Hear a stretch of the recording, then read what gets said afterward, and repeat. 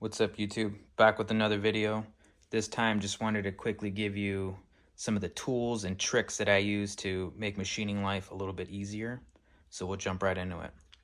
The first one is this little box right here.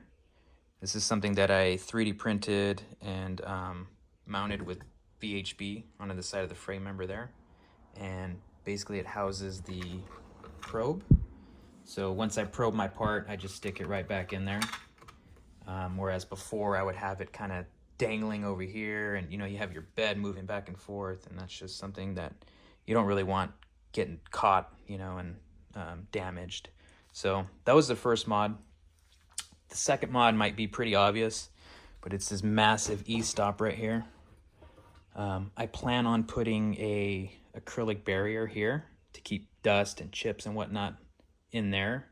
So I want to be able to access the E-stop out here, so I have, a nice long cable, and I can hold this in my hand while I'm standing over here, as opposed to, the stock E-stop, which was all the way in there, and if you have a barrier there, it can be tough to get in there. So this was the next mod, and I also 3D printed a little holder for it, so it just sits in there, up out of the way.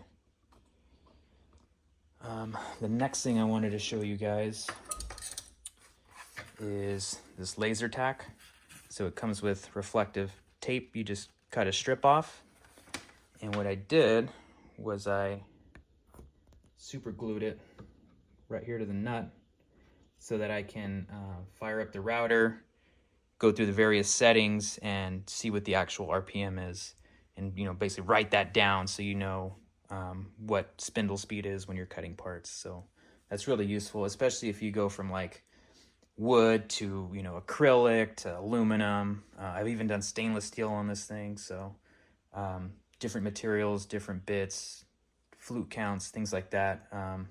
That's all going to require different RPMs. So this guy is really helpful with figuring that out. So the next one is with the clamps. So first off, I designed my own clamps. So these are a little bit longer of a slot here than the stock plastic ones. This is also made out of aluminum, so it's much stronger than what you get out of the box. But the actual mod is this piece of plastic right here. So I'm gonna unscrew it and show you. But if you can see, there's a nut pressed in there. And what you do is you just screw that guy on. So when you're clamping, the plastic is touching the bed as opposed to, the bottom of that screw, which can actually dig into your bed and, cause little like deformities and, like raised areas. It also kind of takes off the finish of the bed, which I didn't like. So that was a huge improvement there as far as preserving the bed. The next thing I want to show you is this bit holder. So pretty basic, nothing flashy, but this basically holds the most common bits that I use. So get my engraving bits here, 60 degree, 30 degree, single and double flute 1/4 inch and 1/8 inch end mills, and then the collet adapters for my router. Because if you're like me, you're gonna likely be buying, the big packs of end mills and whatnot, and it can be kind of a pain digging in, getting the ones that you need, and swapping in between the various processes. So I keep the most used ones here, and it's just quicker to get different operations done. And the last thing I wanted to show you guys is this guy right here. So this is a tape dispenser. This is the extra wide version, so I can get multiple rolls of blue tape on there.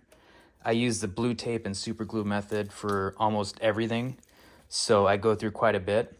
And one thing I noticed without this guy is it's hard to judge how much tape you need for each part.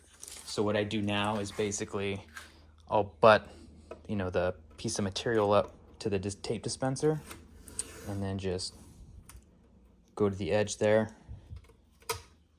and then there's less waste with this guy. So you can find those on Amazon and eBay, I think. So something you're interested in, definitely look those up. But yeah, those are the mods I wanted to share with you guys. Hopefully it helps you out, and we'll see you in the next one.